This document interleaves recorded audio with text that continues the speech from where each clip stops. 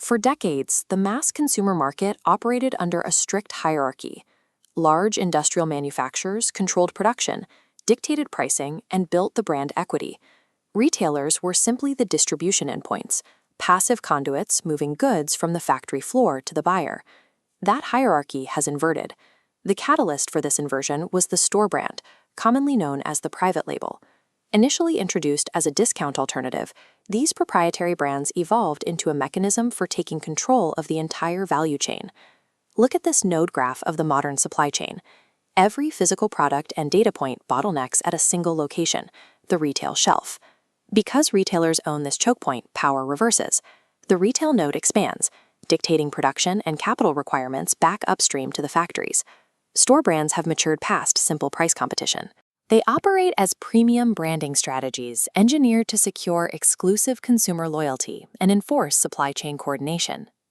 The migration of the private label from a tactical alternative to a dominant market anchor provides the technical blueprint for the governance of modern global value chains.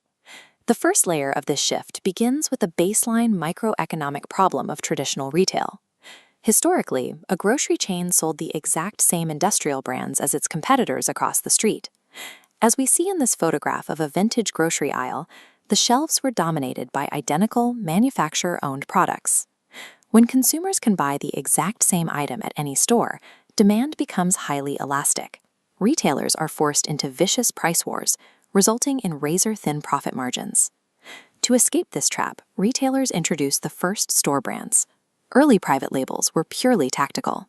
By offering a cheaper, generic alternative, a retailer could widen its assortment and capture lower-income shoppers priced out of national brands. This comparative chart breaks down the cost structure. Store brands completely eliminate massive advertising budgets and reduce logistics overhead. By stripping out these expenses, they generate a higher unitary margin. Despite a lower retail price, the retailer captures a larger absolute profit per unit sold. Retailers executed this maneuver to solve a short-term margin problem. In doing so, they inadvertently laid the groundwork for horizontal differentiation, giving consumers a reason to choose one specific retail chain over another. The second layer of the strategy materialized when retailers realized the scalability of their new assets. A manufacturer typically restricts its brand to a narrow product line. A retailer can apply a single private label across dozens of entirely different product categories. This creates a transversal presidium.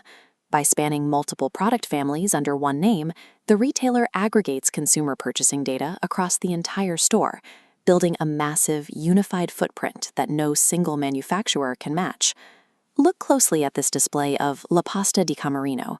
It illustrates the departure from the imitative, Me Too products of the past.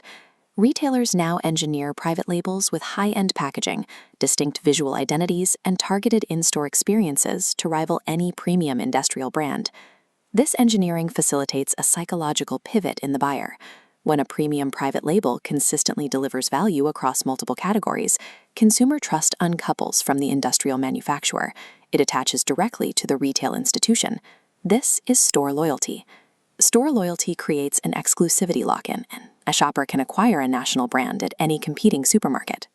If they develop a preference for a premium store brand, they must return to that specific retail chain to get it. Achieving this horizontal differentiation insulates the retailer. They are no longer trapped in a race to the bottom on the price of identical commodities. The competitive landscape shifts from who has the best prices to who has the best proprietary ecosystem. The third layer is vertical reorganization. The abstract battle for consumer preference ultimately plays out as a physical battle for square footage. This shelf grid demonstrates brand cannibalization. Owning the physical environment, retailers control space allocation. As private labels aggressively expand, they physically displace national brands. Stripped of shelf space, manufacturers lose bargaining power, forcing them to accept less favorable supply terms and diminishing wholesale margins. Owning the physical terrain and dictating the terms of engagement elevates the retailer to the position of channel leader.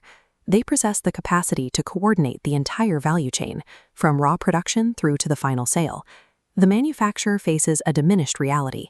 Legacy industrial brands find themselves utilized by retail chains less for their established brand equity and more for their raw underlying productive capacity.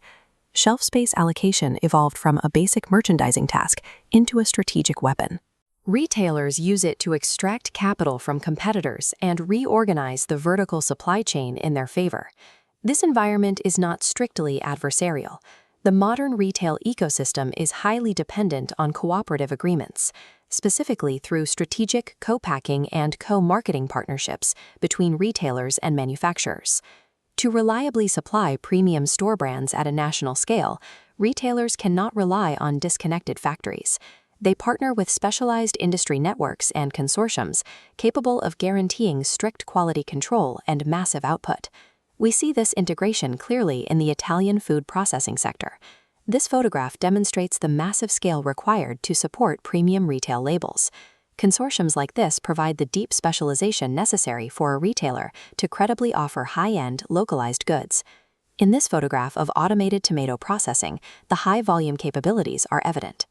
These specialized consortiums manage the entire life cycle of the product, handling everything from automated logistics and prompt deliveries to real-time inventory replenishment and category support. Caught in this collaborative, competitive matrix, legacy national brands must deploy counter-strategies to survive.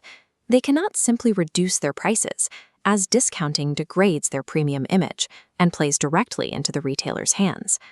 The required survival tactics are twofold.